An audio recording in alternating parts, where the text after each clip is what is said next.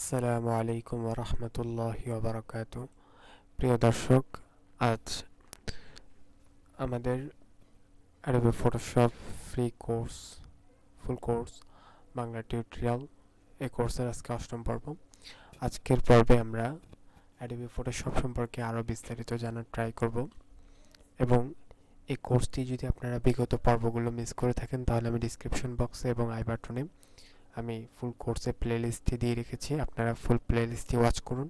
তাহলে আপনারা Adobe Photoshop সম্পর্কে অনেক কিছু জানতে পারবেন, অনেক ইনফরমেশন আপনারা জানতে পারবেন, কারণ আমি বিগত কিছু পর্বে আপনাদের সাথে অনেক বিষয়, অনেক টুলবার সম্পর্কে আপনাদের সাথে শেয়ার করেছি।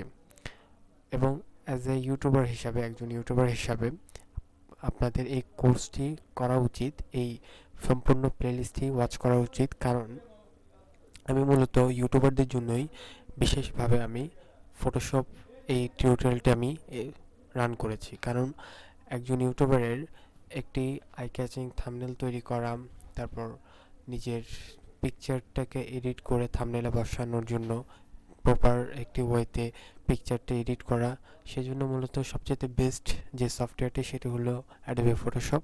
এটির মাধ্যমে বিশ্বের সকল বড় বড় ইউটিউবাররা নিজেদের থাম্বনেল তৈরি করে থাকে, নিজেদের ফটো এডিট করে থাকে।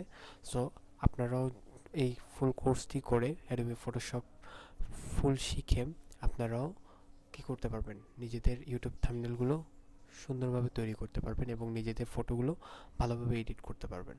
সো অনেক বকবক করে ফেললাম। সো চলুন মূল আলোচনায় চলে যাই।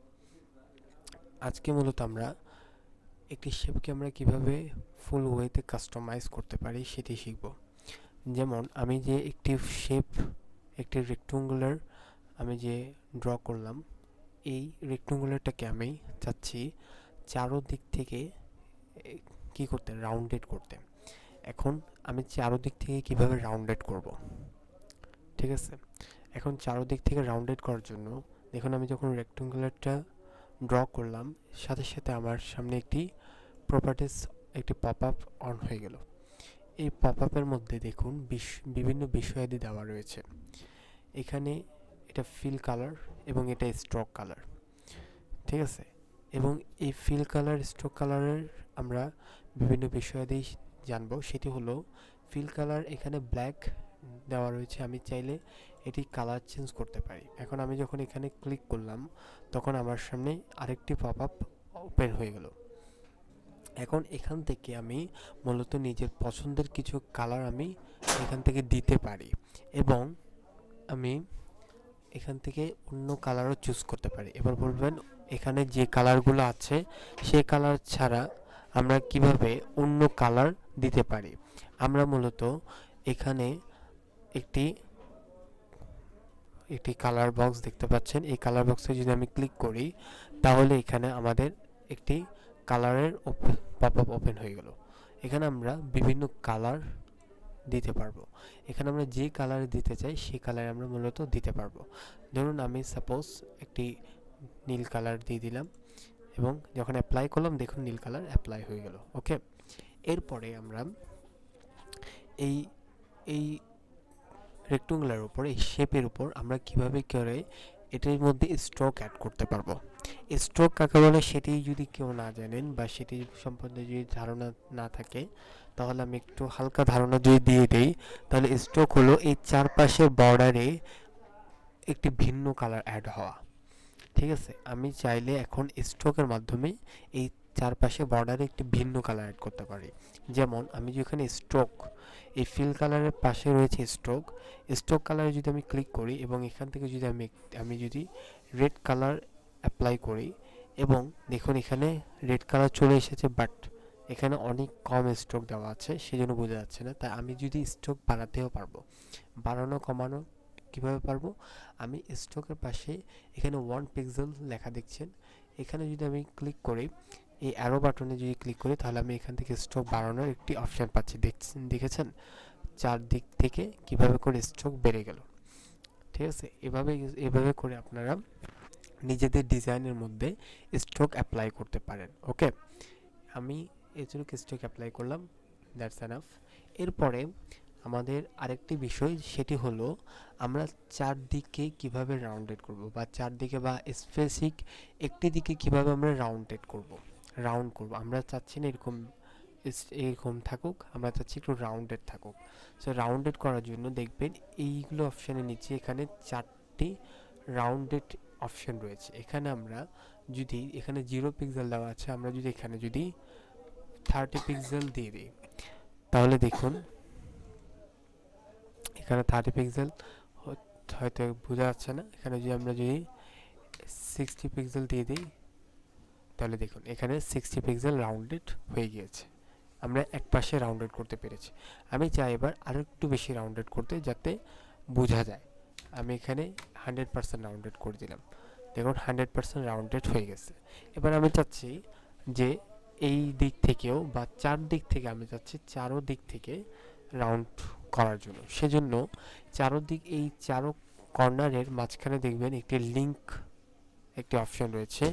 এই লিঙ্ক অপশনে আমরা ক্লিক করে দিব।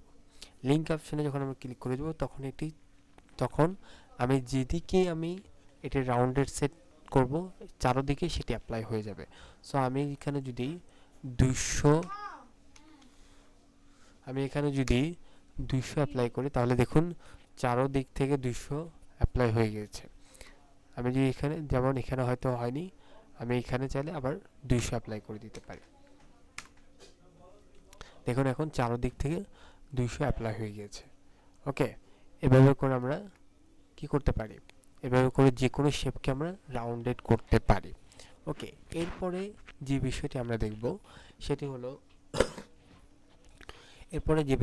দেখব সেটি হলো একটি শেপে আমরা কিভাবে গ্রেডিয়েন্ট ইউজ করতে পারি। অনেকে চায় যে তাদের ডিজাইনের মধ্যে গ্রেডিয়েন্ট ইউজ করার জন্য। গ্রেডিয়েন্ট ইউজ করলে মূলত ডিজাইনটি দেখতে আরও আই ক্যাচিং লাগে। সো আমরা গ্রেডিয়েন্ট ইউজ করার জন্য আমরা প্রথমে ফিল কালারের মধ্যে ক্লিক করব। ফিল কালারের মধ্যে ক্লিক করার পর দেখুন আমাদের এখানে আরেকটি যে পপ আপ ওপেন হয়েছে, সেটির পাশে রয়েছে এই পাশে রয়েছে এখানে 4টি বার যেটি রয়েছে, এই 4টি বারের মধ্যে 3য় নম্বর বারের মধ্যে গ্রেডিয়েন্ট অপশন রয়েছে। আমরা এই গ্রেডিয়েন্ট অপশনে আমরা ক্লিক করে দেব। দেখুন এটি গ্রেডিয়েন্ট অপশনের জন্য উপযুক্ত হয়ে গিয়েছে। এখন আমরা এই যে বারটি রয়েছে, ব্ল্যাক অ্যান্ড হোয়াইট যে বারটি রয়েছে, এটির মধ্যে একটি ক্লিক করলে আমাদের সামনে গ্রেডিয়েন্ট এডিটর একটি পপ আপ চলে এলো। এই গ্রেডিয়েন্ট এডিটরের মধ্যে আমরা এই পাশে যেই ইয়াটি রয়েছে সেটির মধ্যে আমরা কালার পিক করব। আমি সাপোজ রেড কালার, এবং এই জায়গায় আমি গ্রিন কালার ইউজ করব। সো আমি দুই জায়গায় দুইটি কালার ইউজ করে আমি এটাকে ওকেতে প্রেস করে দিলাম। দেখুন এখন অনেক সুন্দর করে আমাদের কি হয়ে গেল, গ্রেডিয়েন্ট অ্যাপ্লাই হয়ে গেল। এভাবে করে মূলত আমরা চাইলে গ্রেডিয়েন্ট ইউজ করতে পারি এবং নিজেদের যে কোনো ডিজাইনকে আমরা আরও আই ক্যাচিং, আরও সুন্দর করে তুলতে পারি। এরপরে আপনারা যে জিনিসটা আপনাদের জন্য প্রয়োজন সেটি হলো আপনারা চাইলে একটি শেপের সাইজ আরও কমাতে পারেন, হাইট ওয়েট আপনারা আরও কমাতে পারেন। যেমন এখন যে শেপটি আমি মূলত নিয়ে রেখেছি সেটি 1132 বাই 786 পিক্সেল। আমি চাচ্ছি এটিকে 1000 পিক্সেল বা 1000 পিক্সেল করতে। 1000 পিক্সেল বা 1000 পিক্সেল আমি করতে যাচ্ছি। দেখুন 1000 পিক্সেল বা 1000 পিক্সেলের একটি শেপ আমার হয়ে গেছে। এভাবে করে আপনারা যে কোনো শেপ বা যে কোনো ডিজাইনের আপনারা কাস্টমাইজ করতে পারেন। যে কোনো শেপকে এভাবে রাউন্ডেড করতে পারেন, হাইট ওয়েট কমাতে পারেন, আপনারা বিভিন্ন গ্রেডিয়েন্ট অ্যাপ্লাই করতে পারেন, বিভিন্ন কালার অ্যাপ্লাই করতে পারেন, স্ট্রোক অ্যাপ্লাই করতে পারেন, এবং আপনাদের যে কোনো ডিজাইনকে আই ক্যাচিং করে তুলতে পারেন। সো আজকের ভিডিওটি এ পর্যন্ত। আমি আরও অন্যান্য স্টেপ বাই স্টেপ আপনাদের জন্য কন্টেন্ট নিয়ে আসার ট্রাই করছি। আপনাদের জন্য কোনো মতামত থাকে আমাকে কমেন্ট করে জানাতে পারেন, এবং চ্যানেলটি যদি সাবস্ক্রাইব না করে থাকেন তাহলে চ্যানেলটি এখনই সাবস্ক্রাইব করে দিন। আজ এ পর্যন্তই। সকালে ভালো থাকবেন, সুস্থ থাকবেন। আসসালামু আলাইকুম ওয়া রাহমাতুল্লাহি ওয়া বারাকাতুহু।